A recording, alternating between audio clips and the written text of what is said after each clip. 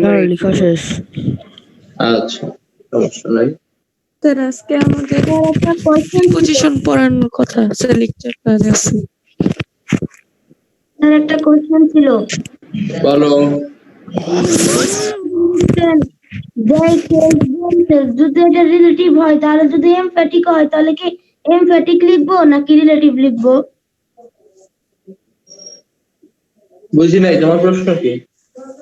3 নাম্বারটা লিখছেন না, they killed themselves, এটা তো রিলেটিভ, এটা তো আবার এমফ্যাটিক। আমি তাহলে কি এমফ্যাটিক প্রোনাউন লিখবো নাকি রিলেটিভ প্রোনাউন লিখবো? আচ্ছা, তোমার প্রশ্নের উত্তর পরে দেয়া হবে, তুমি এটা বুঝো নাই, ওয়েট করতে থাকো।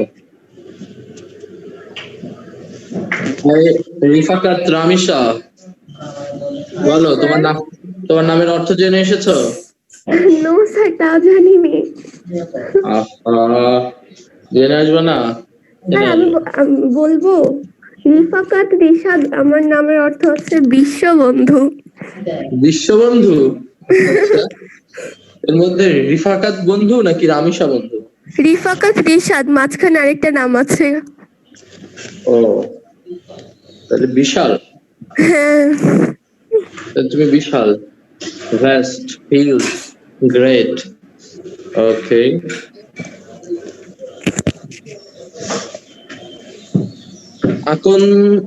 আকন মোহাম্মদ ইউসুফ, তোমার লেখা শেষ? হাত দিয়ে রেখেছো কেন? ক্যামেরা দিকে রেখেছো কেন?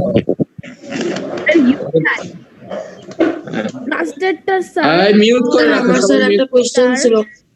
সবাই মিউট করে রাখো। স্যার আমার স্যার একটা কোয়েশ্চেন ছিল। হ্যাঁ বলো। আজকে তো আমাদের স্যার প্রোনাউনের পর যদি নাউন বসে তাহলে স্যার ওটা প্রোনাউনটা কি স্যার অ্যাডজেক্টিভ হয়ে যায়? স্যার আসসালামু আলাইকুম। নাউনের পূর্বে অ্যাডজেক্টিভ বসে। হ্যাঁ, ওয়ালাইকুম আসসালাম। স্যার মাই নেম ইজ মাহির লাবিব, এখানে স্যার মাই স্যার কোন parts of speech? My name, এখানে মাই হলো অ্যাডজেক্টিভ। জি স্যার। 8 নম্বরের স্যার অর্থটা কি একটু? Someone helped me going there. Sir 8 নং এ I myself helped do it. আমি আমাকে হেল্প করেছিলাম এই কাজটা করার জন্য, মানে আমি নিজেই নিজেকে হেল্প করেছিলাম, আর কারো সাহায্যের প্রয়োজন হয়নি। মুয়াজ, মিউট করে রাখো। তোমরা তো বোকা কেন? মিউট করে রাখো না কেন? আনমিউট করবা না, যখন কারো কথা বলার দরকার হবে শুধু তখন আনমিউট করে কথা বলবা।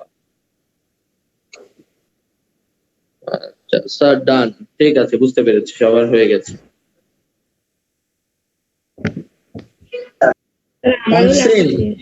তাহসিন কয়টায় ঘুম থেকে উঠেছো? তাহসিন, জি স্যার। ঘুম থেকে উঠেছো কয়টায়? স্যার কিছুক্ষণ আগে। মুখ ধুয়েছো? ব্রাশ করেছো? জি স্যার। তোমার চুল তো আছড়ানো নাই, এভাবে বসলে হবে? এত ছেলে মেয়ে দেখছে তোমাকে, আর তুমি এইভাবে বসেছো কেন? চুল টুল আছড়ে সুন্দর করে বসবা। দেখো তো সবাই কি সুন্দর করে বসেছে পরিপাটি। চুল সকালে আঁচড়াইতে গেলে স্যার যে রকমের ব্যথা লাগে স্যার। স্যার একটু সাইডে যাবেন, সুন্দর করে ভদ্রভাবে বসবা, যেন আমাদের স্টুডেন্টদের দেখে এখনই মনে হয় যে আমি ক্যাডেটদের সাথেই আছি। তোমাদের ভিতরে ক্যাডেটদের গুণাগুণ না আসা পর্যন্ত তো তোমাদের ক্যাডেট নিবে না, বুঝছো? গুণাগুণ নিয়ে চলে আসতে হবে। হ্যাঁ বলো। স্যার কখন আমরা রেডি প্রোনাউন ব্যবহার করব আর কখন আমরা ব্যবহার করব? আচ্ছা, সময় শেষ। এখন আমি স্যার আমাদের কখন কোশ্চেনের আনসার এবং ব্যাখ্যা দিব, তোমরা এগুলা নিজেরা মিলিয়ে নিবে, এবং পরবর্তীতে আমি যখন প্রশ্ন করব যে তোমাদের কোনো প্রশ্ন আছে কিনা তখন প্রশ্ন করবে। এখন কথা না বলে শুধু বুঝতে থাকো আমি কি বলি। দেখো, this is a nice presentation number 1। এইটা আমরা পড়েছিলাম দিস দ্যাট দোস, এরা হলো demonstrative pronoun.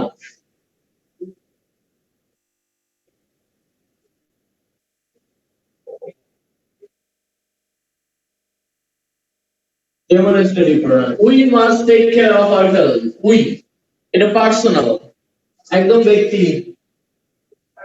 Personal pronoun. They killed themselves. এখানে দেখো এই সেলফ যুক্ত শব্দটা দে থেকে অনেক দূরে বসেছে, এই কারণে এটা রিফ্লেক্সিভ।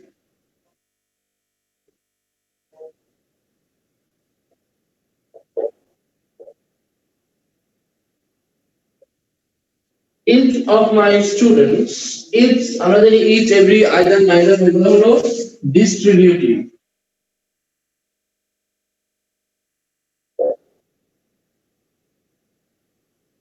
এগুলো হলো distributive pronoun। Who is calling me? এই সেন্টেন্সে কি কোশ্চেন মার্ক আছে? আছে। কোশ্চেন মার্ক থাকলে সেটা হবে ইন্ট্রোগেটিভ pronoun।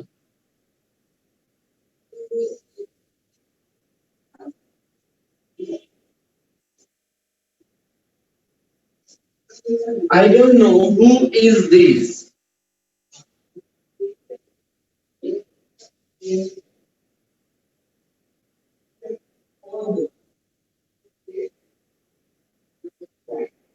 এই সেন্টেন্সে কি কোশ্চেন মার্ক আছে? এটাকে এইভাবেও লেখা যায়, who this is, এভাবে লেখা থাকতে পারে, this is, এভাবেও থাকতে পারে, who this is। তখনও এখানে কোশ্চেন মার্ক না থাকে আমরা এটাকে কি ধরবো? Relative pronoun.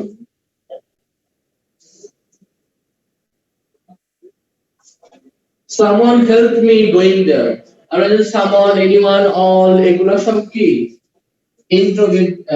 indefinite pronoun।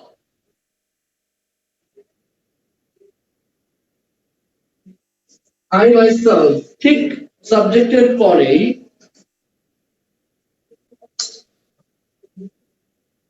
দেখো সেলফ যুক্ত শব্দটি প্রোনাউনটি ঠিক I এর পরে আছে, তার মানে এটার উপরে জোর প্রদান করছে, আর জোর প্রদান করলে সেটা হয় এমফ্যাটিক প্রোনাউন।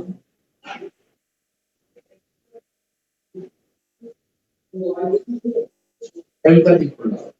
সব প্রশ্নের উত্তর দিয়ে দিয়েছি, ওয়ালাইকুম আসসালাম। এখন তোমরা টোটাল মার্ক দেখো, টোটাল মার্ক হচ্ছে 8। যারা 7 পেয়েছে 7 লিখবা, 8 পেলে 8 লিখবা, ঠিক আছে? এভাবে লিখে আমাকে জানাও কার কত পয়েন্ট হলো। আমি এখন জিজ্ঞেস করছি, মেসেজ করা দরকার নাই, আমি জিজ্ঞেস করছি, তোমাদের মুখে বলতে হবে। এখন শুধু তারা বলবে যাদের পয়েন্ট 7 আউট অফ 8, 8 এর মধ্যে 7 পেয়েছো কে কে, শুধু তারা নাম বলো যে স্যার আমি নিশাত 7 পেয়েছি, শুধু নিশাত, আহনাফ এভাবে বলতে থাকো। স্যার আমি আনাস, আমি নিশাত, স্যার আমি প্রিয়ন, আমি আনাস, স্যার আমি ইকবাল, স্যার আমি তাফসীর, টাইপ করেন স্যার আমি মুস্তাফা গাজী, স্যার আমি ফারিহা, স্যার ইউশাদ, স্যার আমি তাফসীর, স্যার আমি আয়েশা স্যার আমি জিসান। এদের সবার একটা করে ভুল গিয়েছে। এইবার যাদের 2টা ভুল মানে 6 পেয়েছো তারা বলো 6, কারা 6 পেয়েছো তারা শুধু নাম বলো। তারপর স্যার আমি রামিসা, স্যার আমি আরাফ, আরাফ, আমি রামিসা। শাফায়েত, আচ্ছা, তারপর শাফায়েত, শাফায়েত, 3 জন। স্যার মিথিলা, মিথিলা, ওকে। আচ্ছা, এবার যারা কোনো ভুল করনি এই আউট অফ 8 তারা বলো। আমি কাফি, আমি নারাদ, আমি কাফি, আলিহা, ইকরামুল হক মান্নান,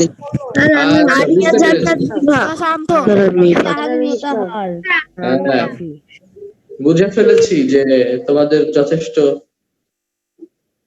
অনেকেই পেয়েছো 8 আউট অফ 8, খুব ভালো কথা। এখন প্রশ্ন হলো যে এই অংশে কারো কি প্রশ্ন আছে? এইগুলার মধ্যে প্রশ্ন থাকলে সে হাত তুলবে। আছে নো স্যার, কারো কোনো প্রশ্ন? সামিউল ইসলাম, রোল 43। সামিউল ইসলাম, রোল 43, তুমি বলো কি প্রশ্ন? হচ্ছে I myself help do it, এটা তো রিলেটিভ এর মধ্যে ইমফ্যাটিক, তাহলে কি আমি ইমফ্যাটিক লিখবো? যদি এখানে রিলেটিভ কোথায়? এখানে কোথায় রিলেটিভ? রিলেটিভ হতে হলে তাকে 2টা ক্লজকে সংযুক্ত করতে হবে। রিফ্লেক্টিভ, হ্যাঁ, এই যে রিফ্লেক্সিভ এবং ইমফ্যাটিক, এটা তো কালই বুঝিয়েছিলাম।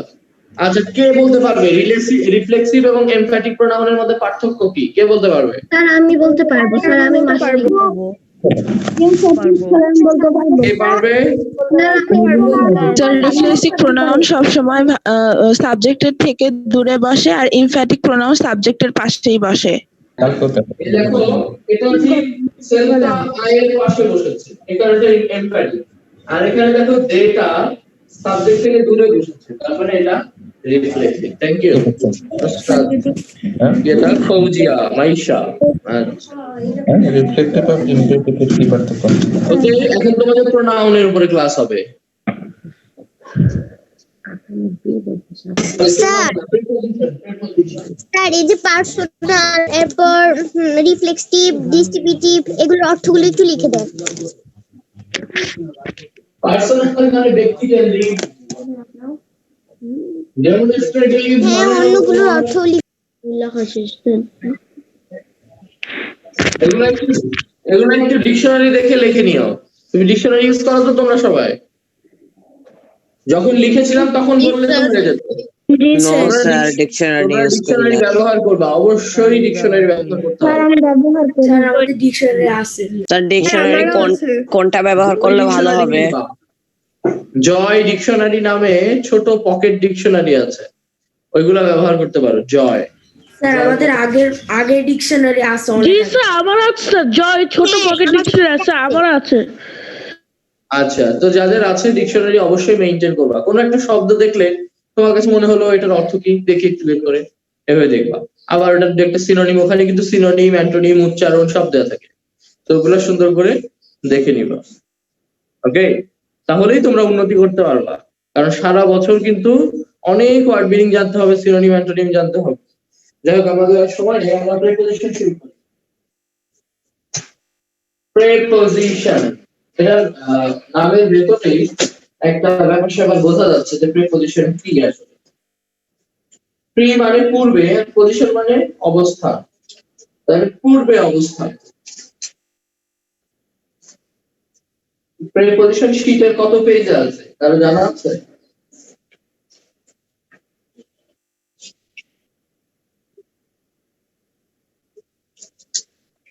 শীটের প্রিপোজিশন কত পেজে আছে একটু বলো তো আমাকে, শীট থেকে দেখে বলো। আচ্ছা, কি simple compound simple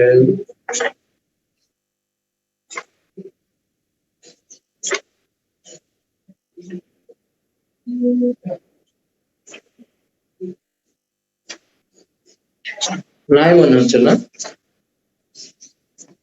37 পেজই তো নেই।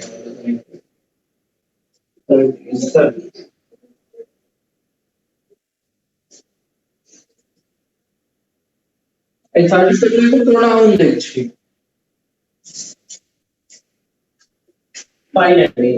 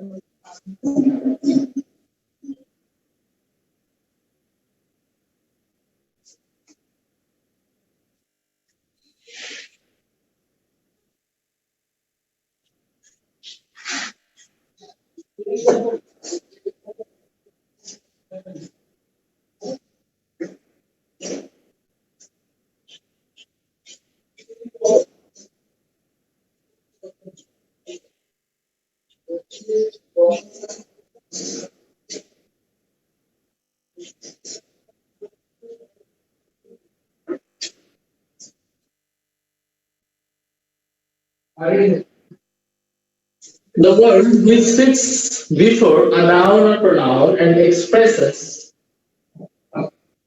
a relationship.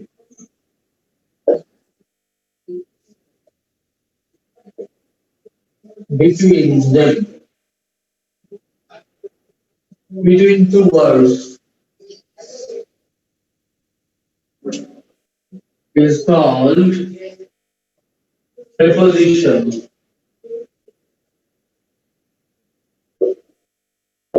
It's called preposition. Definition লিখে নাও, এখনই ধরবো। তোমরা চাইলে তোমাদের নিজেদের মতো কোনো ডেফিনেশনও বলতে পারো, কোনো সমস্যা নেই। অন্য কোনো বই শীট থেকেও বলতে পারো, কিন্তু বুঝে নিতে হবে আগে। আমি বলে দিচ্ছি, খেয়াল করো। প্রেপোজিশন হচ্ছে এমন একটা জিনিস যেটা কোনো নাউন বা প্রোনাউনের আগে বসে তার মধ্যে একটা সম্পর্ক তৈরি করে দেয়।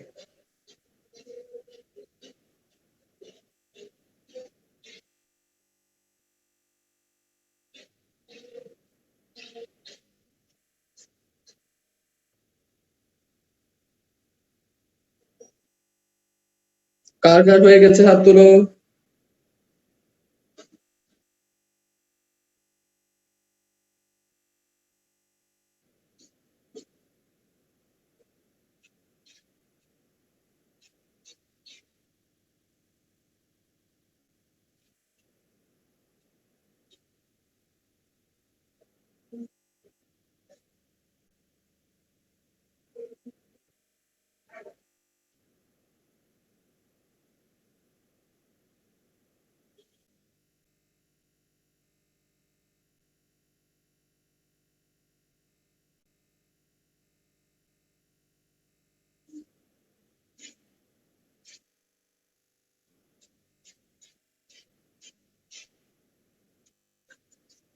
আমরা প্রথমে কয়েকটা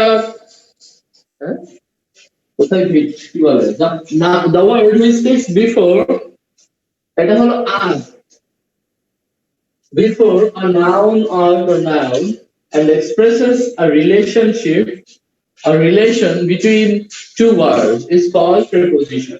দেখো, তাহলে he is going to school. এই স্কুল একটা নাউন, নাউনের পূর্বে বসেছে টু। এই শব্দটা এই গোয়িং এবং স্কুলের মধ্যে একটা সম্পর্ক তৈরি করে, প্লাস চিহ্নের মতো কাজ করে। কোথায় যাচ্ছে সে? স্কুলের দিকে যাচ্ছে, স্কুলে যাচ্ছে। তাহলে কেমন আছেন? জি আচ্ছা, তাহলে এখানে টুটা হলো আমাদের একটা প্রেপোজিশন। কি ধরনের প্রেপোজিশন? Simple preposition. তো আমরা ক্লাসিফিকেশনটা পরে শিখবো, যে এটা কত ধরনের প্রেপোজিশন আছে, কোনটা কি ধরনের প্রেপোজিশন সেটা পরে শিখবো। আগে প্রেপোজিশনের যে একটা ব্যবহার শিখবো। আমরা এখন শিখছি টু এর ব্যবহার।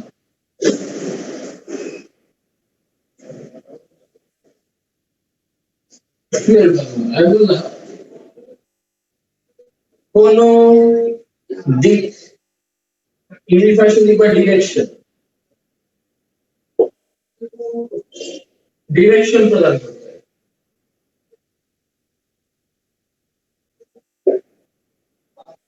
We are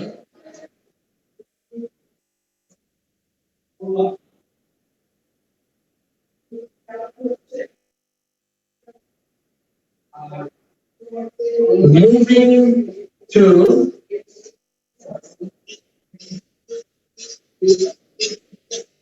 we are moving to the south. South একটা দিকের নাম। আবার কোনো কিছুর দিকে যাচ্ছি, কোনো দিকে যাচ্ছি, এরকম বোঝাতেও টু বসে। এছাড়াও কিছু মুখস্থ করার মতো টু রয়েছে।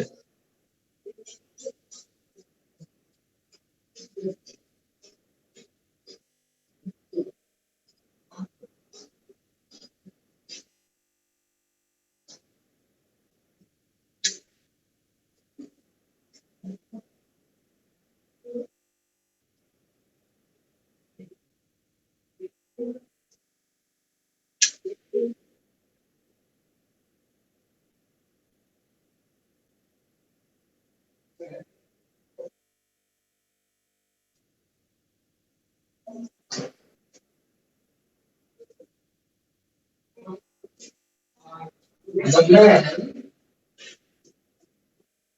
fought, F-O-U-Z-H-T, fought to last.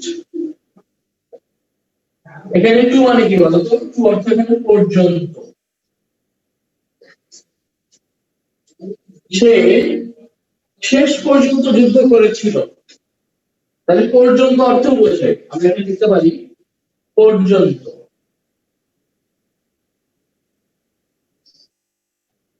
বা এটাকে বলে টিল।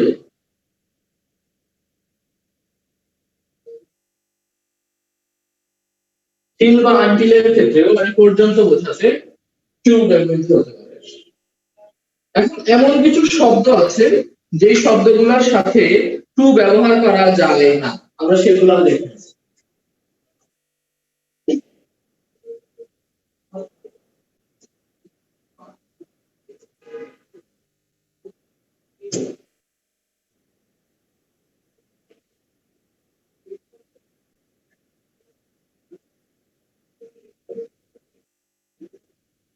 এক্সেপশন মানে হলো ব্যতিক্রম, যেগুলো ব্যতিক্রম মানে টু ব্যবহৃত হয় না। আমরা মনে হচ্ছে যে এগুলো টু ব্যবহার করা উচিত, কিন্তু আসলে টু বসবে না, এরকম কিছু শব্দ আমরা এখন দেখে নেব। যেমন হোম, অ্যাব্রোড, হেয়ার, দেয়ার, এই চারটে জানলে মোটামুটি চলবে। এই শব্দগুলোর সাথে টু বসে না। যেমন আমি বলতে পারবো না উই আর কামিং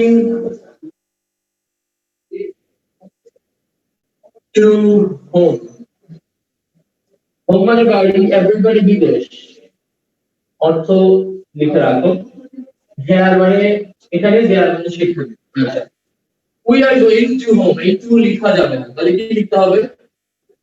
এটা লিখতে হবে we are coming home, to লেখা যাবে না। টু এর পূর্বে হোম এর পূর্বে টু বসে না। এখন আমি ধরবো যে বলো তো টু কোথায় বসে? তুমি বলবে যে স্যার কোনো দিকে বা কোনো কিছু পর্যন্ত বোঝাতে টু বসে, তবে চারটা শব্দ আছে যাদের পূর্বে টু বসে না। এরা হলো হোম, অ্যাব্রোড, হেয়ার, দেয়ার। কেন বসে না? এটা কেন বসে না এটা নিয়ম। কারণ হলো সে বাড়িতে আসছে, বাড়ির দিকে আসছে এমন না। এই শব্দগুলোর পূর্বে টু ব্যবহার করলে এর ভুল হয়। কেন ভুল হয় সেটা জানি না, তবে এটা ভুল হয়। আমেরিকানরা, ব্রিটিশরা ব্যবহার করে না, তো ওদের ভাষা ওরা ব্যবহার করে না যেহেতু, তাহলে আর আমরা করতে পারছি না। আচ্ছা, এবার যাকে বলবো শুধু সে বলবে। কি বলবে? যে স্যার প্রিপজিশন টু ব্যবহৃত হয় কোন দিকে বোঝাতে। আমি বলবো কিছু কথা বলছো কেন? কথা বলতে বলিনি।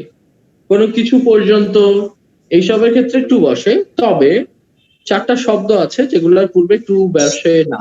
এরা হলো হোম, অ্যাব্রোড, হেয়ার, দেয়ার। SMRF MSc 137। চারটে শব্দ আছে।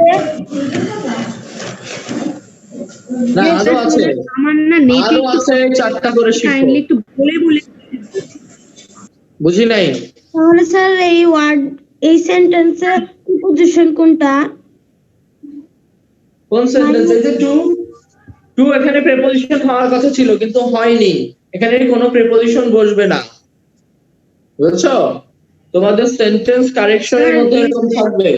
আমার কথা শোনো, সেন্টেন্স কারেকশনের মধ্যে এরকম থাকবে we are coming to home দিয়ে বললো যে এই সেন্টেন্সে ভুল কোথায়, তখন তুমি টুটা বাদ দিয়ে সেন্টেন্সটা লিখে দিবা যে উই আর কামিং হোম, তাহলে কারেক্ট সেন্টেন্স হয়ে গেল। এখন তুমি যদি না জানো যে এই শব্দগুলোর পূর্বে প্রিপজিশন বসে না, তাহলে তো পারবা না। আচ্ছা, SMRF MSc 137 তুমি বলো হোয়াট ইজ প্রিপজিশন? টু এর ব্যবহার বলবা আর ব্যতিক্রমগুলো বলবা। স্টার্ট। Yes sir. পর্যন্ত অথবা দিকে বোঝাতে টু বসে, কিন্তু চারটি শব্দের পূর্বে টু বসে না, যেমন হোম, অ্যাব্রোড, দেয়ার, হেয়ার। তুমি প্রিপজিশনের ডেফিনিশন বলো। What is preposition? the words which stays before a noun or pronoun and expresses relation between two words is called preposition. Okay, good. আমি বলি আদিবা বলো। a preposition is a word that is used before a noun or a pronoun and to show its relation with some other word or words in the sentence is sir একটু side দিবেন? Side দিব? আমি কি যানবাহন? Side দিব? আচ্ছা, এরপর পরবর্তীতে আমরা যাচ্ছি, এটা শেষ। পরেরটুকু বুঝছেন না স্যার, হোম অ্যাব্রোডটুকু এরপর আমরা শিখবো অ্যাড এর ব্যবহার। অ্যাড কোথায় বসে? অ্যাড এর ব্যবহার স্যার এগুলো নির্দিষ্ট সময় বা টাইম প্রকাশে। যেমন he came dash 7 o'clock. কি হবে এটা বলো? অ্যাড হবে স্যার অ্যাড হবে হ্যাঁ, বুঝে ফেলেছি। সালের আগে স্যার কি বসে? ছোট ইন বসে, ছোট জায়গা, ছোট জায়গার ক্ষেত্রে বসে, মানে প্লেস। তুমি লিখতে পারো প্লেস। প্লেসের ক্ষেত্রে যেমন আমি বললাম আই। আর আপনি যে উপরে অ্যাট লাগছেন, এখানে যদি আমি লিখি অ্যাটের ব্যবহার, তাহলে বানান ভুল হয়েছে, PLACE হবে। স্যার প্লেস বানান ভুল। কি বানান? হবে। Oh, thank you. আচ্ছা, I lived dash Shahjahanpur. Sir আমি অ্যাড হবে কি লিখলে দুইটা জায়গাতেই কি অ্যাড হবে না? অ্যাট শাহজাহানপুর একটাতে হবে একটাতে হবে অ্যাট শাহজাহানপুর ঢাকা। অ্যাট শাহজাহানপুর চুপ, আর কথা না, শোন। বলেছি যে ছোট জায়গার ক্ষেত্রে অ্যাড, তাহলে ঢাকা ছোট নাকি শাহজাহানপুর ছোট? শাহজাহানপুর ছোট। তাহলে বড় জায়গার ক্ষেত্রে কি বলবে? ইন ইন বলবে। এই তো বুঝে ফেলেছো। স্যার ইচ্ছে বড় ক্ষেত্রে বসলে তো এট ঢাকা ইন বাংলাদেশ এটাও তো হয়, তাই না? হ্যাঁ, অনুষ্ঠান বা সিরিমনি কোন অনুষ্ঠানের ক্ষেত্রে বসে। যেমন I met him dash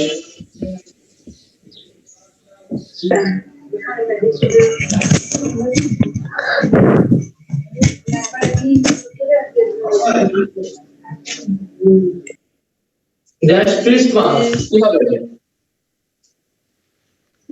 sir at add হবে হ্যাঁ, এখন এইগুলো মুখস্থ করে দাও, জলদি মুখস্থ করে দাও। অ্যাড এর ব্যবহার নির্দিষ্ট সময়, ছোট জায়গা, অনুষ্ঠান ইত্যাদির ক্ষেত্রে বসে।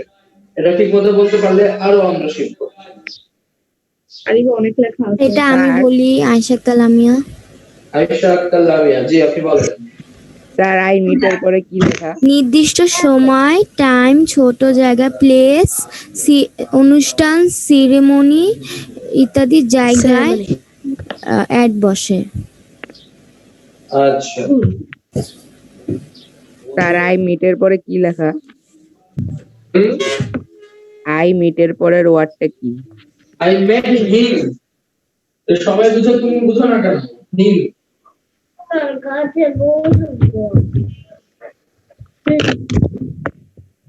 তার করা বা AIM, এই মানে কি বলতো? লক্ষ্য কোনো কিছুর দিকে তাক করা। আমি এক্সাম্পল দেখি, আমি বললাম যে the hunter aimed dash a bird. একটা পাখিকে গুলি করবে তার আগে পাখিটিকে অ্যাড হবে তাক করবে। অ্যাড এ হ্যাঁ এই তো। এরপর চলে আসছে যদি সেন্টেন্সে এইমড এর পরে ড্যাশ থাকে তাহলে আমরা ওই জায়গায় অ্যাড বসাবো। হ্যাঁ হ্যাঁ এই তো বুঝে ফেলেছো। আচ্ছা যাই হোক, তোমরা তোমাদের কাছে কি কি বই আছে? ইংরেজি অ্যাডভান্স লার্নার বই আছে বা আইডিয়াল গাইড আছে?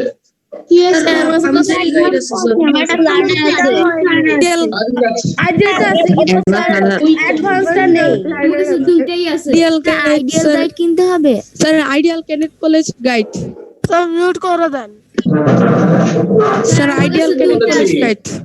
ওরে বোকা ছেলে মেয়ে, অ্যাডভান্সটা স্যার নেই স্যার আমি ফোন নাম্বারটা বুঝি নাই। বোকা ছেলে মেয়ের দল একসাথে প্রশ্ন করলে হবে? আমি বলেছি তোমাদের বাসায় আইডিয়াল গাইড অথবা অ্যাডভান্স লার্নার বই অথবা যে কোনো ইংরেজি গ্রামার বই। এরপর যদি আবার বলো স্যার সংসদ পড়লে হবে, স্যার এটা পড়লে হবে, স্যার ওটা পড়লে হবে, তাহলে কিন্তু মাইক খাওয়া। আমি বলেছি যে কোনো ইংরেজি বই বের করবা, বের করে সেখানে একজন লিখেছে স্যার আমার কাছে অ্যাডভান্সটা আছে। আমি কি বলতে বলেছি কি আছে? ভালো করে বুঝো, যে কোনো ইংরেজি বইতেই প্রিপোজিশন চ্যাপ্টার আছে, ওই চ্যাপ্টারটা বের করবা, বের করে ওখানে প্রিপোজিশনের লম্বা সিরিয়াল দেওয়া আছে এবং কোনটার কি ব্যবহার সেটাও দেওয়া আছে। তো ওইটা একটু দেখে আসবা কালকে, ওইটার উপরে তোমাদের সুন্দর করে আরো বোঝানো হবে। আজকের সময় শেষ, ওইটা যদি ঠিক মতো সব পেরে যাও তাহলে কালকে কি কি পড়ে আসবা আমি বলে দিচ্ছি। এখানে লিখে নাও, এইটা লিখে নাও, তাহলে পড়বা না। লিখো at, তারপর to, for, of, তারপর হচ্ছে into, আর কি আছে among, between,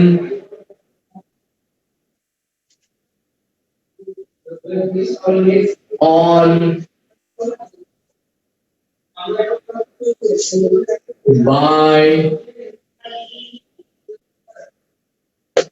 এই কয়েকটার ব্যবহার করে আসবা। ভিট অর্থটা কি? ভিট কোথায় পেলে তুমি? ভিট আমি কোথাও ভিট লিখেছি? ভিআইটি আমি কি কোথাও ভিট লিখেছি? না লিখি নাই। তাহলে একজন আমাকে অনবরত প্রশ্ন করছে স্যার ভিট অর্থ কি? ভিট অর্থ কি? বোকার মতো। এটা তোমাদের ইন্টারভিউ, সুন্দর করে করে আসবা। মানে কি খাতায় লিখবা যে অ্যাড এর ব্যবহার, অ্যাড এর ব্যবহার দেখো একটা এক্সাম্পল লিখবা। আমি যেভাবে লিখে দিলাম, ফট মানে কি যুদ্ধ, হ্যাঁ ফাইট এর পাস্ট ফর্ম হলো যুদ্ধ, ফট FOUGHT যুদ্ধ করেছিল। আচ্ছা এখন প্রশ্ন হলো তোমাদের HW দিলাম কি, মনোযোগ দিয়ে শোনো। এই যে এই শব্দগুলোর ব্যবহার খাতায় লিখে পড়বা, লিখে নিয়ে তারপর পড়বা বা পড়ে নিয়ে লিখবা। মেন কথা খাতার HW তে আমি নেক্সট ক্লাসে ধরবো, আমি দেখবো যে দেখি কে কে তোমরা HW করেছো, তখন তোমার খাতায় লেখা থাকবে যে অ্যাট এর ব্যবহার, অ্যাট এর 2-3টা এক্সাম্পল, ফর এর 2-3টা এক্সাম্পল। হ্যাঁ এভাবে করে আজকে যেভাবে লেখা শিখাই দিলাম, এই যে অ্যাট এর ব্যবহার শিখছি, অ্যাট এর কয়েকটা এক্সাম্পল। আজকে তো HW দেখি নাই, HW ধরো তো দেখি তোমাদের সবার খাতা। HW দেখি তো কে কে HW করেছো আর কে কে ফাঁকিবাজ স্টুডেন্ট আছো, জলদি। আরাফ MSc HW আছে? হ্যাঁ আরাফের আছে, থ্যাংক ইউ। রিফাকাত রামিশা নাই, কাফি গুড, মাশরিফ ভেরি গুড। হোলা হপ, হোলা হপটা কি তোমার নাম? তো এটা কি ফোনের নাম? আচ্ছা আরাফ, তারপর নাজমুন ফারিহা, তন্ময়, আহনাফ, হাবিব, রাগিব, আয়েশা জামান, বুশরা, লিখো নাই? ওকে, গুড, ঠিক আছে। মিথিলা, আরব, তারপর হচ্ছে আয়েশা আক্তার, মৈত্রী, আচ্ছা, জয়, সামিউল ইসলাম, রাইসা, তারপরে ইকবাল, আহনাব আব্দুল্লাহ, আইরা জামান, আহনাব আব্দুল্লাহ, সামি। এই নিশাত, তুমি লিখেছো? নিশাত লিখেছো? লিখো নাই? Bad, very bad. Ridwan Hussain, Shakira, Shafayet Hussain, Tahsin, good. Okay, good, খুব ভালো। আর থ্যাংক ইউ যারা এসডব্লিউ করেছো, আর যারা করনি তাদেরকে দুঃখ প্রকাশ করলাম তাদের জন্য। আশা করি নেক্সট ক্লাসে তোমরা এসডব্লিউ করবা। এবং স্যার, আমার কাছে 5 এর গ্রামার বই আছে, ওইটাতে পড়লে হবে? আমি কি বললাম? যে কোনো বই থেকে পড়লেই হবে বলেছি তো, আবার প্রশ্ন স্যার একটু সাইড হবে। 5 আছে। ওকে, তো ভালো থাকো সবাই। ও স্যার, হুলাহুপ ডিফল্ট নেম আমার। কি কালকের ক্লাসেরটা দিয়েছিলেন? স্যার আমি তো স্যার ডিস্টার্ব করতেছি স্যার, আমি আপনার স্যার একটু কথা ছিল। বলো। নেক্সট স্যার ক্লাস একটু আগের ক্লাসে এসডব্লিউ চেক করেছেন এখন? আপনি আমার নাম এই বলে বার্থডের আগে অ্যাড কেন স্যার হলো? আমি তো আজকে নতুন আচ্ছা ঠিক আছে, তুমি এরপর থেকে এইচডব্লিউ করবা। এই যে আজকে এইচডব্লিউ দিয়েছি, এই প্রেপোজিশন গুলার ব্যবহার বাসা থেকে নিজে একটু দেখে আসবা এবং লিখে আসবা, এবং বাকিগুলা আমি এই যে এভাবে করে আবার কালকে দেখাবো। কালকে বোধহয় আমি ক্লাস নিব না, তোমাদের অন্য কোনো টিচার ক্লাস নিবে। তো আমি পরশুদিন আবার ক্লাস করবো। তোমরা স্যারকে বলো যে স্যার আমাদের এই ব্যবহারগুলা দেখে এসেছে বলেছিল, আমরা দেখে এসেছি, ঠিক আছে? আর তোমাদের যে পরীক্ষা হবে জানো বলেছিল, আজ পর্যন্ত যা যা তোমাদের পড়ানো হয়েছে তার উপর পরীক্ষা হবে। আর কোনো কোশ্চেন নাই। সবাই ভালো থাকো, সুস্থ থাকো। See you the day next tomorrow. Okay, আডিয়াস।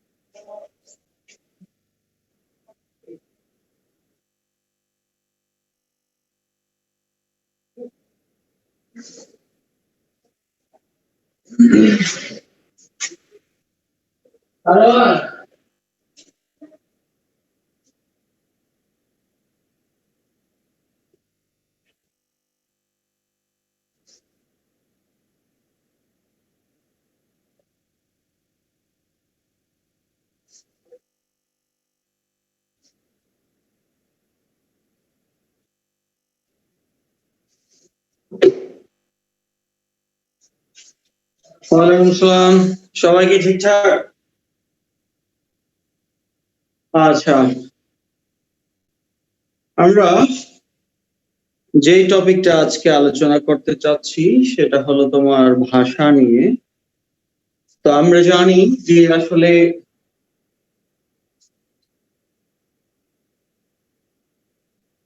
ভাষা হলো আসলে এমন একটা বলা হয় যে ভাষা হলো এমন একটা সংগঠন যেটা প্রতিনিয়ত বয়ে চলার মাধ্যমে প্রতিনিয়ত বয়ে চলা সচল এবং সজীব একটা সংগঠন, যেটা কখনো কোনো জায়গায় স্থির থাকে না, প্রতিনিয়ত সে সামনের দিকে কি করে বয়ে চলে। তো এই বয়ে চলার রাস্তা তার পাড়ি দিতে গিয়ে তার বিভিন্ন পথ অতিক্রম করতে হয় এবং এই অতিক্রান্ত রাস্তার মধ্যে সে অনেক কিছু তার নিজের থেকে হারিয়ে ফেলে, আবার সময়ের বিবর্তনে বা আবর্তনে সে অনেক কিছু আবার নিজের সাথে যোগ করে। এই যে কিঞ্চিত তোমার বিলুপ্ত হওয়া বা কিঞ্চিত তোমার পরিমার্জিত হওয়ার মাধ্যমে যেই পরিশীলিত এবং পরিমার্জিত যে রূপটা আমরা পেয়ে থাকি সেটাই হলো আসলে ভাষা। তাহলে মূলত ভাষা কি? ভাষা হলো তোমার আমাদের ভাব প্রকাশের মাধ্যম। ভাষা কি? আমাদের ভাব প্রকাশের মাধ্যম।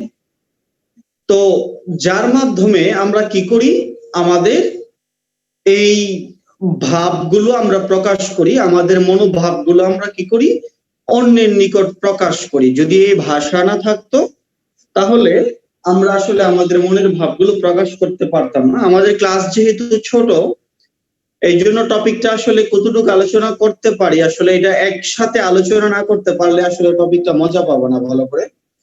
তো সুন্দর একটা টপিক ভাষা নিয়ে, যে আসলে আমাদের যে ভাষাটাতে আমরা কথা বলতেছি, আমরা আসলে অধিকাংশই জানি না যে আসলে যেই বাংলা ভাষার জন্য আমরা প্রাণ দিছি, যেই ভাষার জন্য আমরা পিচ ঢালা কালো পথ আসলে রক্তে রঞ্জিত করলাম, এই ভাষার ইতিহাস কি বা এই ভাষা কোথা থেকে আসছে, কতগুলো পথ পাড়ি দিয়ে আসলে ভাষাটা আজকের এই পরিশীলিত রূপে আসলে আমাদের এখানে আজকে ধরা দিছে, এটা আমরা জানি না। তো আজকের আলোচনাটা শেষ করতে পারলে তুমি তার কিছুটা হলেও তুমি আইডিয়া পাবা যে আসলে আমাদের এই ভাষাটা উৎপত্তি আসলে কিভাবে এবং কোথা থেকে আসলে আমরা এই আমাদের বাংলা ভাষাটাকে পেয়েছি, এটা আসলে কিছুটা হলেও আইডিয়া করতে পারবা বা বুঝতে পারবা। তো আমরা এখান থেকে আলোচনা করতে গিয়ে আমরা একটা গল্প শোনাবো সবাইকে। ভাষার বাংলা ভাষার পুরো ইতিহাসটা আলোচনা করার জন্য আমাদের একটা গল্প আমরা শোনাবো। এই গল্পের উপরে ভিত্তি করে আমরা আমাদের বাংলা ভাষার পুরো ইতিহাসটা আলোচনা করবো। আমাদের বাংলা বইয়ের ইতিহাস আছে, আমাদের বাংলা কি বলা হয় বাংলা ব্যাকরণের ইতিহাস আছে, আমাদের বাংলা ভাষার ইতিহাস আছে। তো আজকে আমরা বাংলা ভাষার ইতিহাসটা দেখি কতটুকু আলোচনা করতে পারি, কারণ সময় খুব কম, এতটুকু সময় আসলে হয় না। তো ইসবা নামে একটা মেয়ে ছিল, মেয়েটার নাম কি বাচ্চা? ইসবা। তো ইসবা নামে একটা মেয়ে ছিল, তার জন্ম আসলে বাংলাদেশে। তো জন্ম যেহেতু বাংলাদেশে, তো সে কোনো কারণে ছোট সময় থাকতেই বা 5-7 বছর থাকতেই সে তোমার চলে গেছিল কোথায়, সে তোমার ইংল্যান্ডে চলে গেছিল। ছোট সময় বাবা মার সাথে ইংল্যান্ডে চলে গেছিল। তো ইংল্যান্ডে চলে যাওয়ার পরে দীর্ঘদিন ওইখানের মধ্যে ছিল, এমনি চলে গেছিল কারণ আমাদের এখান থেকে তো অনেকেই প্রবাসী হয়ে যায়। তো চলে যাওয়ার পরে সে 15-16 বছর বয়সে বা 17-18 বছর বয়সে সে আবার বাংলাদেশে আরেকবার ভ্রমণ করতে আসছে, যেহেতু মানে মাতৃভূমি ছিল, জন্মভূমি ছিল।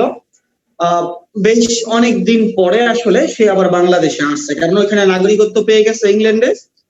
তো অনেকদিন পরে এখানের মধ্যে আসলে আসছে। তো তখন তো ছোট সময় গেছে, আসলে বুঝে নাই, আইডিয়া করতে পারে নাই। অনেকদিন পরে যখন এদেশে আসছে, এদেশে এসে যখন এদেশের তোমার নদী নালা পাহাড় পর্বত, এই যে আকাশ বাতাস, এগুলো মানুষ, এদেশের মানুষ, এদেশের ভাষা, এদেশের সংস্কৃতি সবকিছু যখন সে দেখছে, বুঝতে পারছে, তার কাছে মনে হচ্ছে যে আসলে এই দেশটাই মনে হয় তার আসলে প্রকৃত মাতৃভূমি। তার কাছে মনে হচ্ছে যে না, এই দেশটাই তার মা, আসলে এই দেশটাই তার কাছে প্রকৃত মা মনে হয়েছে তার কাছে। যে না, যে দেশে থাকে ওই দেশটা তো আমার আপন মনে হয় না, এই দেশটাকে কেন জানি আমার নিজের থেকে অনেক আপন মনে হয়, অনেক কাছের মনে হয় আমার কাছে। তো তাকে তার প্রকৃত মা মনে হওয়ার কারণ হলো এদেশের মানুষগুলো, এদেশের নদী নালা পাহাড় পর্বত, এদেশের সংস্কৃতি ভাষা সবকিছুই তার আপন মনে হয়, একবারে নিজের মনে হয়। তো আমরা এই লাইনটা, ইসবার এই লাইনটা মনে রাখলে আমাদের ভাষার ইতিহাসটা পুরোপুরি আমরা আলোচনা করতে পারবো এগুলোর উপর ডিপেন্ড করে। লাইনটা কি দেখো, লাইনটা হলো এটা, আমরা যেটা লিখছি,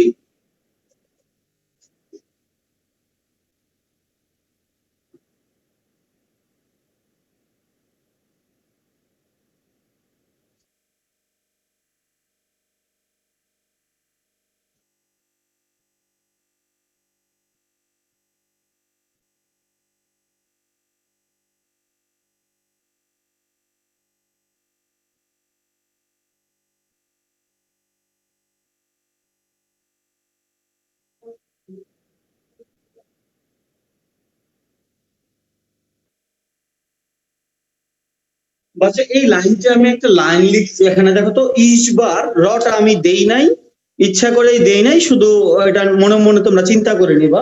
আমি লিখছি লাইনটা এইভাবে, ইসবার প্রকৃত মাগো বঙ্গ ও বাংলা।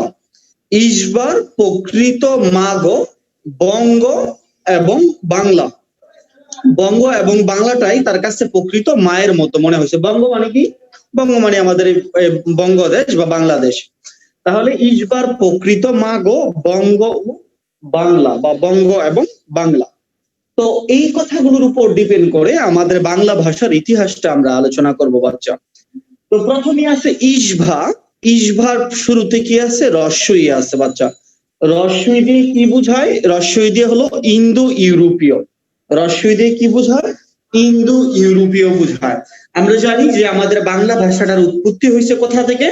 ইন্দো ইউরোপীয় ভাষা বংশ থেকে। ইন্দো ইউরোপীয় ভাষা বংশ থেকে।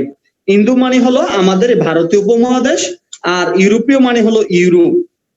অর্থাৎ ইন্দো ইউরোপীয় যে একটা ভাষা বংশ আছে ওইখান থেকে আমরা লিখছি এই যে ই দিয়ে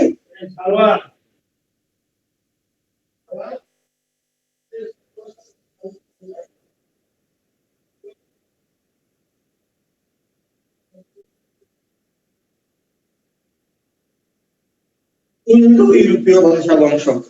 তাহলে এই যে একটা ভাষা বংশ বাচ্চা,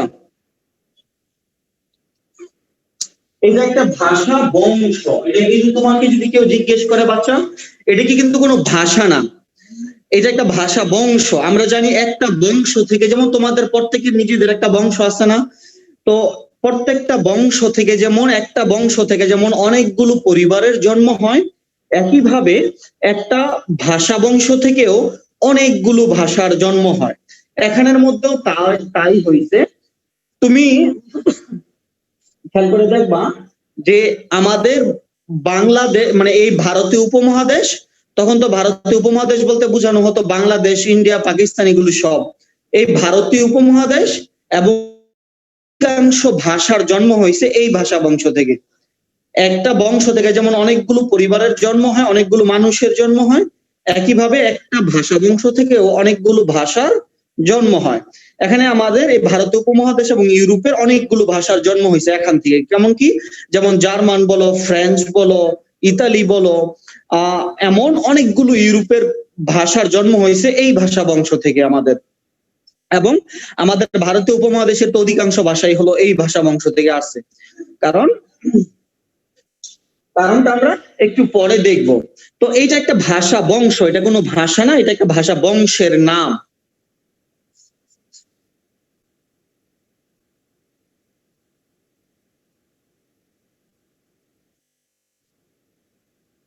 এটা একটা ভাষা বংশ।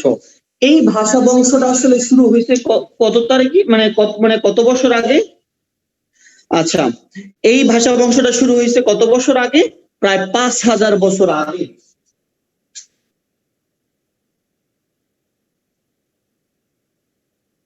তার মানে তুমি চিন্তা করো আমাদের বাংলা ভাষাটার বয়স কত, আমাদের বাংলা ভাষাটার উৎপত্তি শুরু হয়েছিল কত বছর আগে? 5000 বছর আগে ওরা বাংলা ভাষা আবিষ্কার করবে। আমি কি বলছি যে ওরা বাংলা ভাষা আবিষ্কার করছে? আমি তো কখনো আমার আলোচনায় বলি নাই যে ওরা বাংলা ভাষা আবিষ্কার করছে। এটা পেজের কিছু না, পেজের মধ্যে সম্পূর্ণ তথ্য পাবা না, আমি সম্পূর্ণ তথ্য অ্যাড করে এরপর আলোচনা করতেছি। সবকিছু যে বইয়ে খুঁজলে কি পাবা নাকি? বইয়ে আছে, তবে আলোচনা সীমিত আলোচনা। আচ্ছা, এই 5000 বছর আগে, তার মানে 5000 বছর আগে আমাদের ভাষার উৎপত্তির ইতিহাসটা আমাদের শুরু হয়েছিল। তো এরপরে এই ইন্দো ইউরোপীয় যে ভাষা, এই ভাষা বংশটা আছে, এখান থেকে কোন কোন ভাষা আসছে? এখানে 2টা শাখা ছিল। এই ভাষাটার 2টা শাখা আমাদের নিচে ছিল।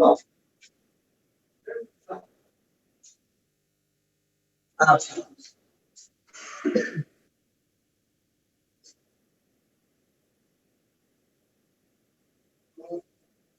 এই যে শতে হলো শতম, এই যে শতে হলো শতম, 2টা শাখা ভাগ হয়েছে। 2টা শাখার মধ্যে একটা শাখার নাম হলো শতম, আর একটা শাখার নাম হলো কেন্তুম। এগুলো কিন্তু ভাষা না, এটাও শাখা। এটা হলো শাখা, প্রশাখা হয় না, শাখা। এটা হলো একটা শাখা, একটা শাখার নাম হলো শতম, আর একটা শাখার নাম হলো কেন্তুম। আচ্ছা বলতো, আমরা জানি আমাদের এশিয়া মহাদেশের যেই ভাষাগুলো আসছে, এগুলো আসছে আমাদের শতম শাখা থেকে। আর আমাদের ইউরোপের যে ভাষাগুলো তৈরি হয়েছে, এগুলো তৈরি হয়েছে কেন্তুম শাখা থেকে। এখন বলতো, আমরা যে আলোচনা করব বাংলা ভাষা নিয়ে, তাহলে আমরা কোন শাখাটা আলোচনা করব? আমরা কি শতম শাখাটা আলোচনা করব, নাকি আমরা কেন্তুম শাখাটা আলোচনা করব?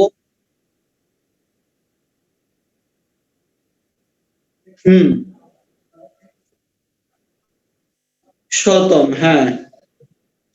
তাহলে যেহেতু আমাদের ভারতীয় উপমহাদেশের ভাষাগুলো আসছে হলো শতম শাখা থেকে, এই জন্য আমরা শতম শাখাটা আলোচনা করবো। আর ইউরোপের অধিকাংশ ভাষাই আসছে কেন্তুম শাখা থেকে। তাহলে ইউরোপের ভাষা তো আলোচনা আমাদের করার দরকার নেই, আমরা যেহেতু বাংলা ভাষা আলোচনা করব, আমরা শতম শাখাটা আলোচনা করব বাচ্চা। তো এই শতম শাখাটা থেকে আমাদের এই এশিয়ার কোন কোন ভাষাগুলোর উৎপত্তি হয়েছে, এটা আমরা দেখি একটু, যে কোন কোন ভাষাগুলো আসলে আবিষ্কার হয়েছে আমাদের এই শতম শাখা থেকে। তাহলে খেয়াল করে দেখবা, আমরা শতম শাখাটা আলোচনা করছি। তো খেয়াল করে দেখবা, জানি নাকি তোমার আরবে ছিল, যারা এখন আরব বা মিডল ইস্টে থাকে, যারা আরবে ছিল, তারা কথা বলতো তোমার আরবীয় ভাষায়। আরবের লোকজন কথা বলতো কি ভাষায় বাচ্চা? আরবীয় ভাষায়। তাহলে এই শতম শাখার একটা ভাষা আমরা পেলাম, যেটাকে বলি আমরা এই আরবীয় ভাষা। এইগুলো শতম এবং কেন্তুম, এই দুইটা কিন্তু মূলত শাখা, এই দুইটা মূলত হলো শাখা। আমরা কিন্তু ভাষার আলোচনা করতেছি, আরবীয় থেকে শুরু হচ্ছে আমাদের ভাষার আলোচনা। তো যারা আরবে ছিল, তারা কথা বলতো আরবীয় ভাষায়।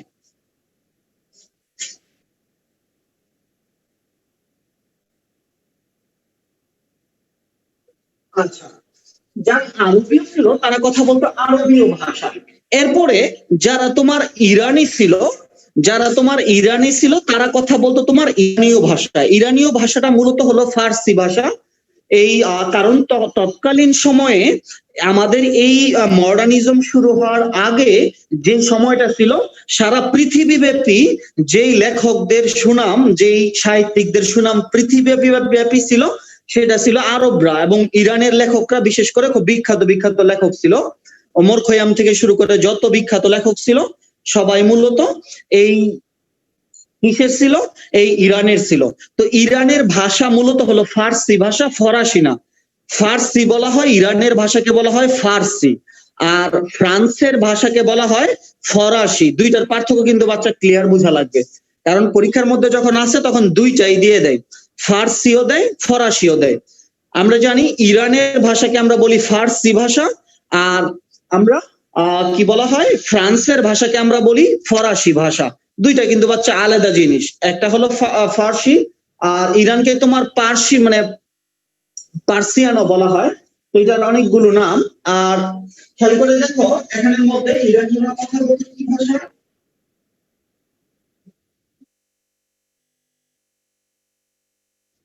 ইরানীয় কথা বলতো ইরানীয় ভাষায়, বা সংক্ষেপে যদি বলি ফার্সি ভাষায় কথা বলতো।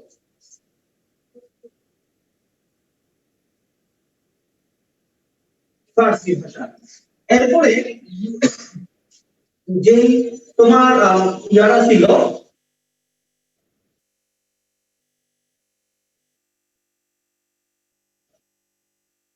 এই আরবি এবং ফার্সিটা কি আমাদের উর্দু এবং হিন্দির মধ্যে যতটুকু ডিফারেন্স, আরবি এবং ফার্সির মধ্যে অনেকটা এতটুকু ডিফারেন্স, মানে অথবা আমরা বলতে পারি বাংলা এবং হিন্দির মধ্যে যতটুকু ডিফারেন্স আসলে আরবি ফার্সির মধ্যে অতটুকু ডিফারেন্স।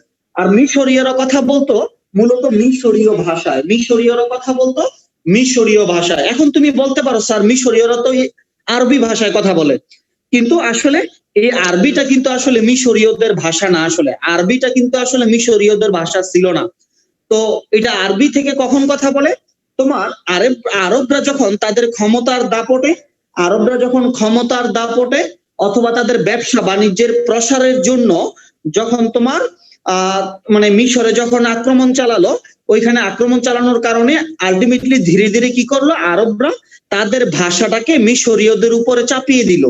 চাপিয়ে দেওয়ার ফলে ধীরে ধীরে মিশরীয়রা এই আরবি ভাষায় বাধ্য হয়ে অনেকটা আরবি ভাষায় কথা বলতে বলতে এক সময় যায় কি হয়ে গেছে, তারা মিশরীয়রা তাদের নিজেদের ভাষাকে তারা ভুলে গেল। মিশরীয়রা তাদের নিজেদের ভাষাকে ভুলে গিয়ে ধীরে ধীরে তারা আরবি ভাষাটাকেই তাদের নিজেদের মাতৃভাষা হিসেবে গ্রহণ করে নিল।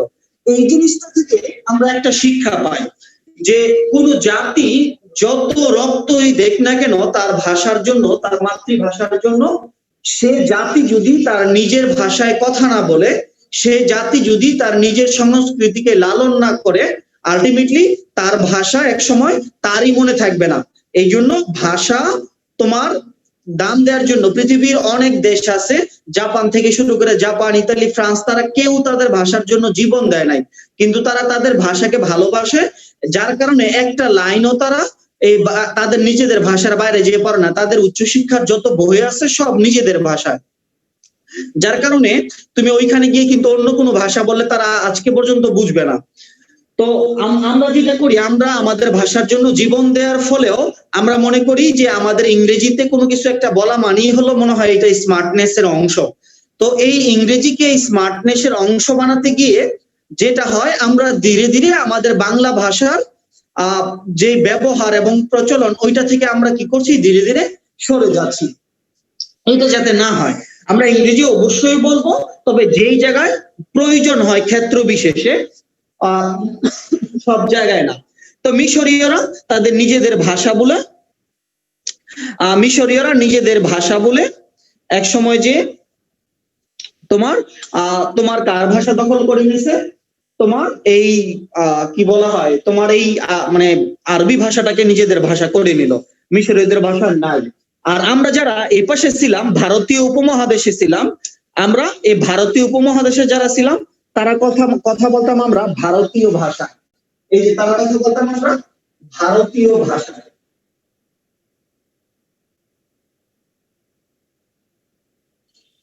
এই যে ভাতে কি রস্বইটা হলো, এই রস্বইটা হলো ইন্দো ইউরোপীয়, শতে হলো শত, আর ভাতে হলো ভারতীয়, আমি বলছি যে গল্পটা অনুসারে আমি পুরো ইতিহাসটা আলোচনা করব, তোমরা যাতে বুঝতে সুবিধা হয়। এই ইসবার ভা দিয়ে হলো ভারতীয়। তাহলে আমরা যারা এইদিকে ছিলাম তারা আমরা কথা বলতাম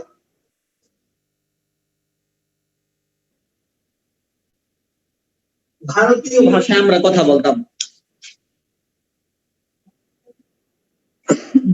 আচ্ছা, ভারতীয় ভাষায় কথা বলতাম আমরা। তো খেয়াল করে দেখো, এই যে ভারতীয় ভাষার মধ্যে কিন্তু অনেকগুলো ভাষা তখন ছিল, অনেকটা ভারতীয় ভাষার মধ্যে।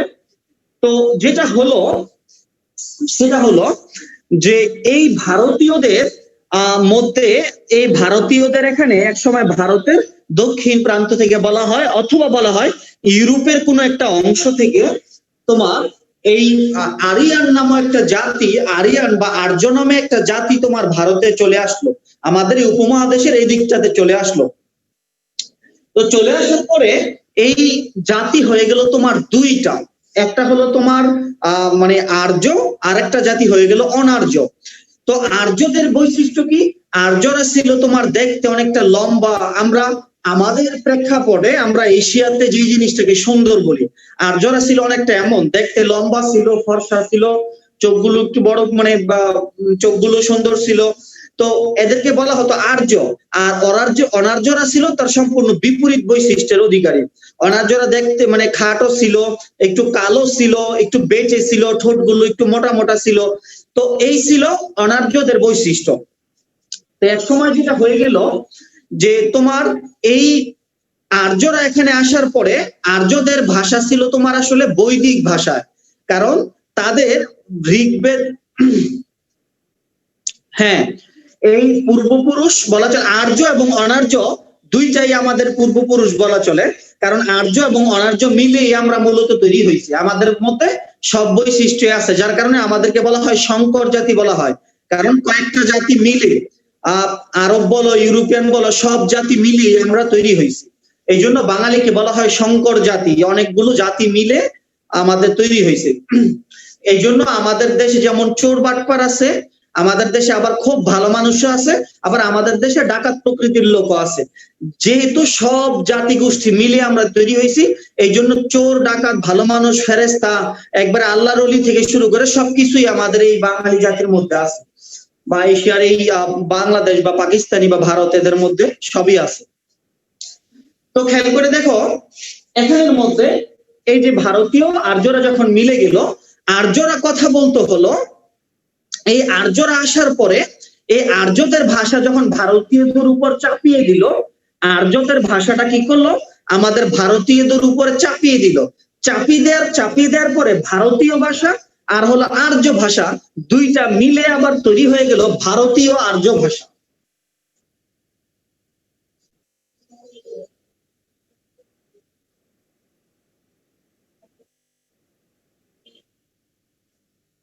কি বলছি বাচ্চা?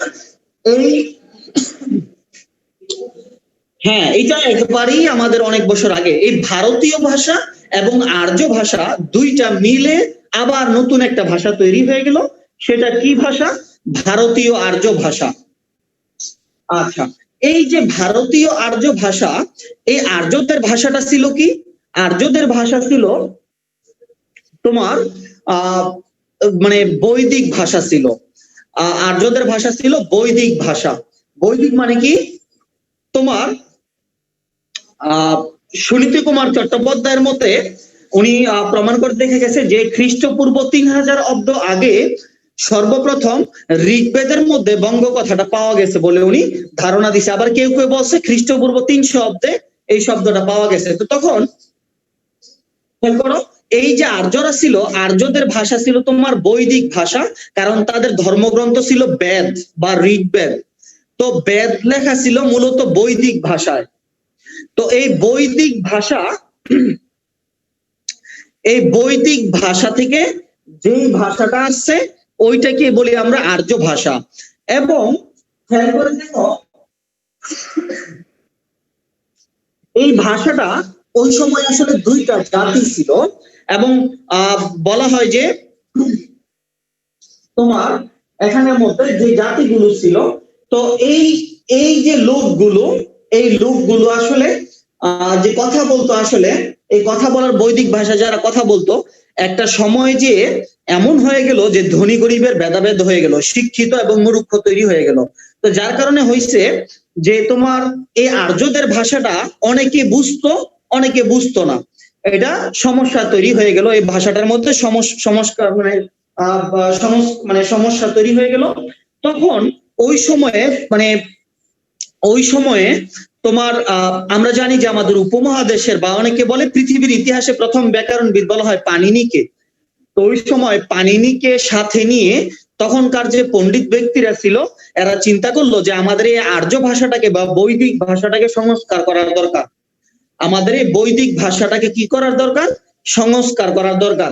তো বৈদিক ভাষাটাকে সংস্কার করার ফলে ওই ভাষাটার নাম হয়ে গেল কি ভাষা? সংস্কৃত ভাষা। অর্থাৎ ভাষা সংস্কার করার কারণে এটার নাম হয়ে গেল সংস্কৃত ভাষা। তো তখন মানুষ মূলত দুইটা ভাষায় কথা বলতো। কি কি? খেয়াল করো, একটা ছিল আমাদের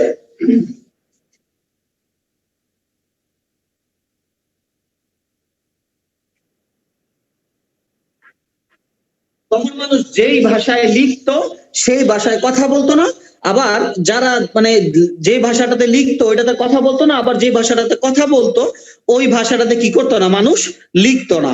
তো মানুষের একটা ছিল তখন মুখের ভাষা আর একটা ছিল তখন লিখিত ভাষা। আমরা জানি ভাষায় দুই ধরনের, একটা হলো মুখের ভাষা আর একটা ছিল তখন লিখিত ভাষা।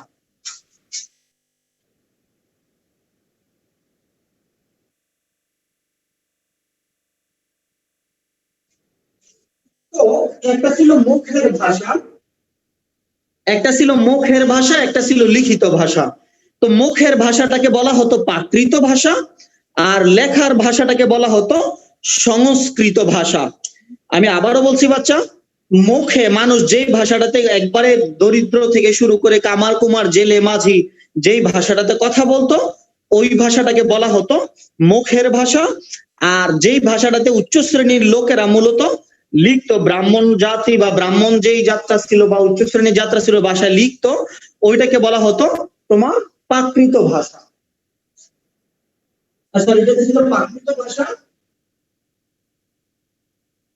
আর এটা হলো তোমার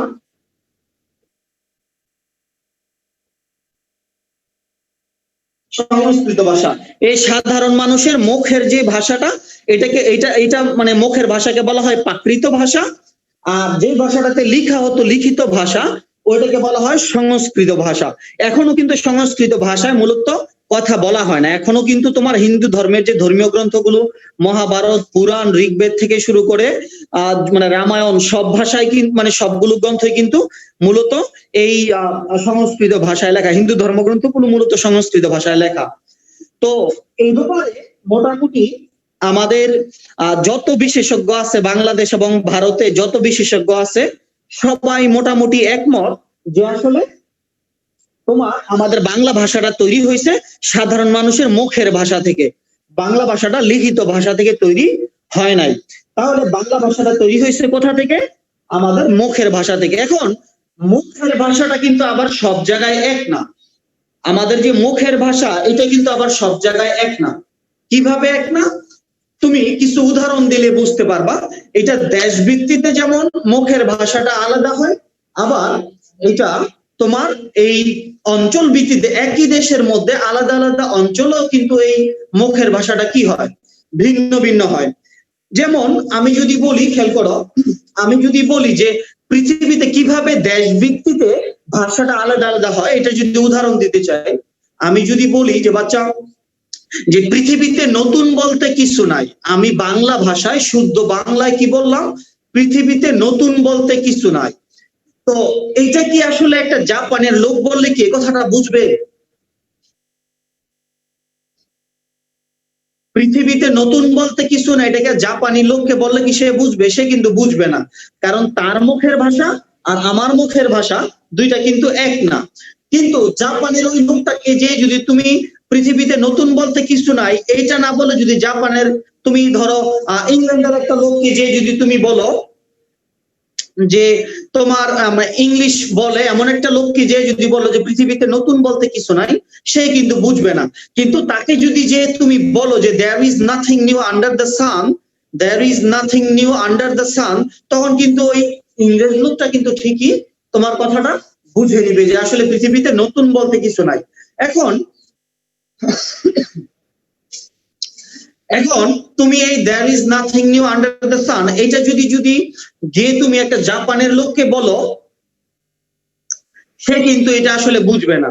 কিন্তু তুমি একটা জাপানের লোককে যে যদি তুমি there is nothing new under the sun এইটা না বলে যদি তুমি যে বলো যে ওকাসা ওকাসা ওনাকা সুইতা, একটা জাপানের লোককে যে যদি তুমি বলো যে ওকাসা ওকাসা ওনাকা সুইতা, তখন কিন্তু জাপানের লোকটা আবার বুঝবে যে তুমি কি বলছো, তুমি বলছো যে পৃথিবীতে নতুন বলতে কিছু নাই, কারণ দেশ ভিত্তিতে কি হয়ে যাচ্ছে, ভাষাটা চেঞ্জ হয়ে যাচ্ছে।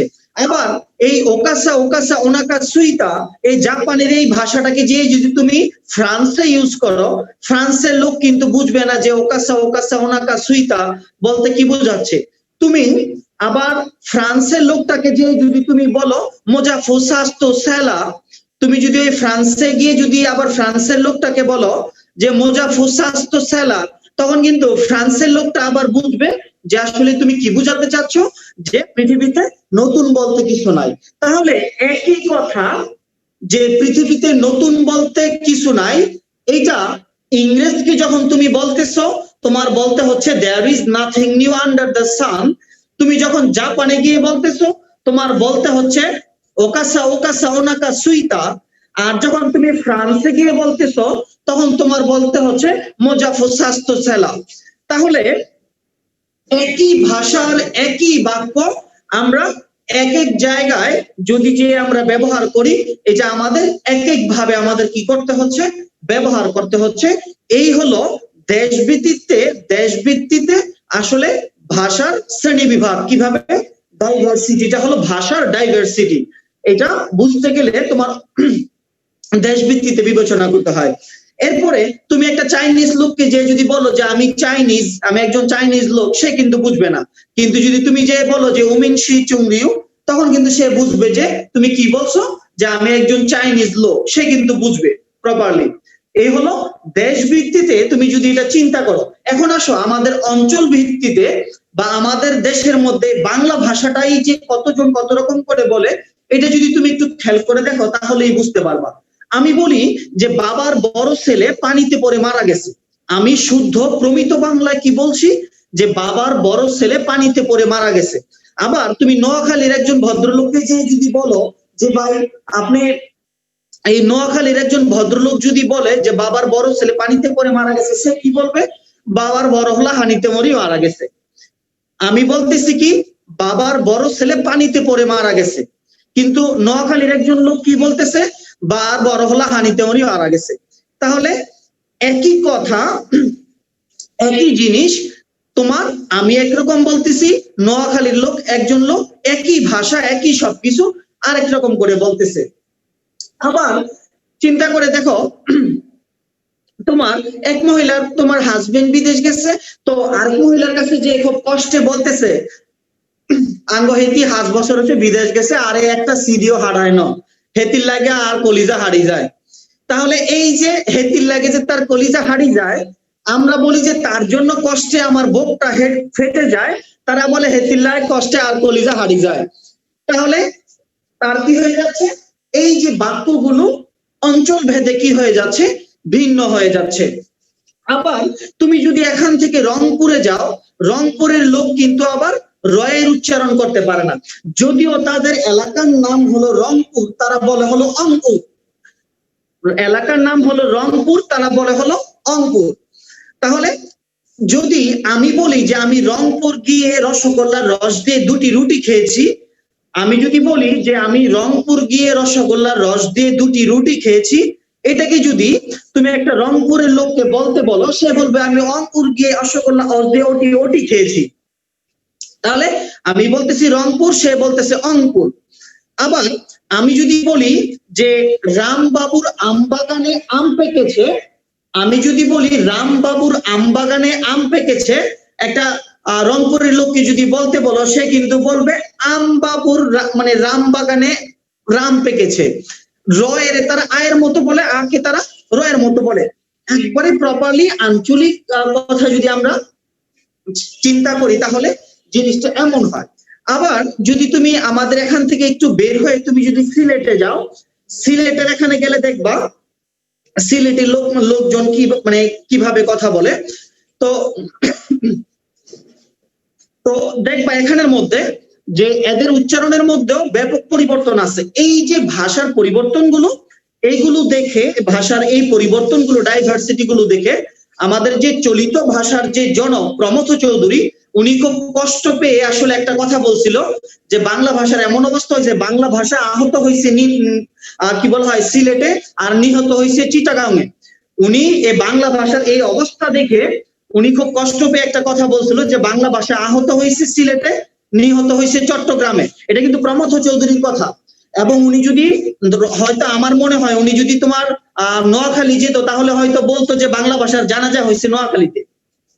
তাহলে তো এই হলো ভাষার পরিবর্তন। আমরা সিলেটে যাই, এরা বলে যে সিলেটি মাত মাতুন নিজে মাতিয়া মজা খাইবেন, যে হুনিব হেও মজা পাইব। সিলেটি মাত মাতুন নিজে মাতিয়া মজা খাইবেন, যে হুনিব হেও মজা পাইব। তাহলে এই হলো সিলেটের ভাষার ধরন। আবার চিটাগাং যদি যাও, চিটাগাং এর ভাষা কিন্তু এটা বাংলা, যে বাংলা না এটা আরবি না হিন্দি এটা বোঝাই যায় না। আমার প্রচুর মানে চট্টগ্রামের বন্ধু আছে, এরা যখন এদের বাবা মার সাথে যখন কথা বলে 100 কথা বললে 2-1টা শব্দ খুব কষ্ট করে বোঝা যায়, এটা বাংলা ভাষা না কি ভাষা এটা বোঝার কোনো উপায় নেই। আমরা যেমন বলি যে বড় ভাই ভালো আছেন কিনা, বা বড় ভাই মানে ভালো আছেন, আর চিটাগাং ওরা বলে বদ্দা গমা শূন্য। আমরা বলি যে বড় ভাই ভালো আছেন কিনা, তারা বলে বদ্দা গমা শূন্য। তা আমরা বলি ভালো, তারা বলে গম।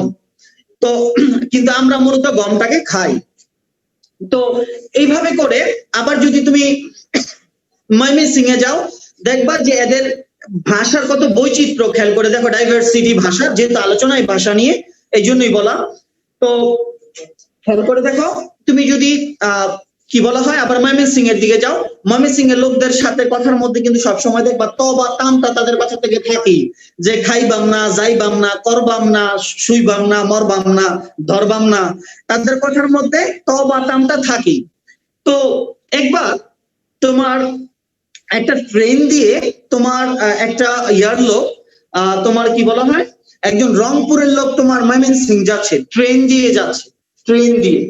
তো রংপুরের লোক যখন ট্রেন দিয়ে ময়মনসিংহ যাচ্ছে, তো ট্রেনের মধ্যে রংপুরের লোকের মানে সাথে ময়মনসিংহের লোকের দেখা। তো দেখা হওয়ার পরে বলতেছে, রংপুরের লোক বলতেছে যে আপনাদের এটা কি ভাষা বলেন তো, আপনাদের ময়মনসিংহের এটা কোনো ভাষা হলো? আর ময়মনসিংহের লোকের কিন্তু একটা সমস্যা হলো, তারা তোমার শয়েরে হয়ের মতো উচ্চারণ করে, হয়েরে শয়ের মতো উচ্চারণ করে, প্রপার উচ্চারণ করে না। তো সে যখন বলতেছে আপনাদের এটা কোনো ভাষা হলো, আপনারা এটা কি ভাষা উচ্চারণ করেন, ময়মনসিংহের লোককে বলতেছে। তখন ময়মনসিংহের লোক বলতেছে যে যে আপনাদের যে এগুলো বলতেছেন যে আমরা এভাবে উচ্চারণ করি, রংপুরের লোক বলতেছে। তো ময়মনসিংহের লোক আসলে ভাষার ব্যাপারে অপমান শুনে চেতে গেছে, কোন হালাই কইছে আমরা এইভাবে উচ্চারণ করি। তো এই যে মানে উনি বলতেছে, রংপুরের লোক বলতেছে এই যে আপনি বলবেন হলো শব্দটা হলো শালা, কিন্তু আপনি বলতেছেন কি হালা, তার মানে আপনি শকে কি বানাই ফেলছেন, হ বানাই ফেলছেন, কারণ আপনি শালাকে কি বানাই ফেলছেন, হালা বানিয়ে ফেলছেন। তো সে বলতেছে, তখন মানে ময়মনসিংহের লোক বলতেছে যে আসলে হগল সময় কই না কিন্তু, হগল সময় কই না কিন্তু। তাহলে তখন রংপুরের লোক বলতেছে এই যে আপনি বলবেন সকল, বলে ফেললেন কি হগল। সে যখন বলতেছে যে আপনারা এই যে কথা বলতেছেন এটাকে এটা বানিয়ে ফেলছেন, বলে হগল সময় কই না কিন্তু। এই যে আপনি সকলকে কি বানিয়ে ফেলছেন, হগল বানিয়ে ফেলছেন, শকে কি বানিয়ে ফেলছেন, হ বানিয়ে ফেলছেন। আরে না, এটা আমি হঠাৎ বলে ফেলেছি। তো এই যে আপনি হঠাৎকে কি বানিয়ে ফেলছেন, আবার হঠাৎ বানিয়ে ফেলছেন। তাহলে এইভাবে করে এই যে তুমি যেই জায়গাতেই যাও না কেন আমাদের দেশের মধ্যে, তুমি ভাষার বৈচিত্র্যটা, তুমি এভাবে ভাষার ডাইভার্সিটিটা তুমি দেখতে পাবা। এই যে এক এক অঞ্চলের মানুষ, এক এক দেশের মানুষ এক এক ভাবে যে আসলে কথা বলে, এই কথা বলার যে ডাইভার্সিটিটা, এটাই হলো আমাদের মুখের ভাষা। এটাকে আমরা বলি মুখের ভাষা বা প্রাকৃত ভাষা। এই প্রাকৃত ভাষা থেকেই আমাদের কি আসছে, আমাদের বাংলা ভাষার উৎপত্তি হয়েছে। আবারও বলছি, এই মানুষের মুখের ভাষা বা প্রাকৃত ভাষা থেকেই আমাদের এই বাংলা ভাষাটার উৎপত্তি হয়েছে। আগামী ক্লাসে আমরা এই প্রাকৃত ভাষা থেকে শুরু করে বাকি অংশটা ইনশাল্লাহ আগামী ক্লাসে আলোচনা করব। সবাই ভালো থাকো, সুস্থ থাকো, আল্লাহ হাফেজ।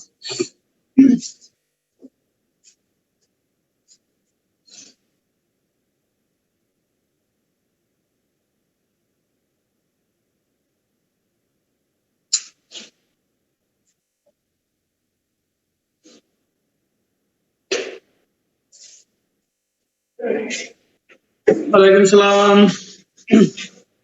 আচ্ছা, নেক্সট কি ক্লাস হবে? ওয়ালাইকুম সালাম।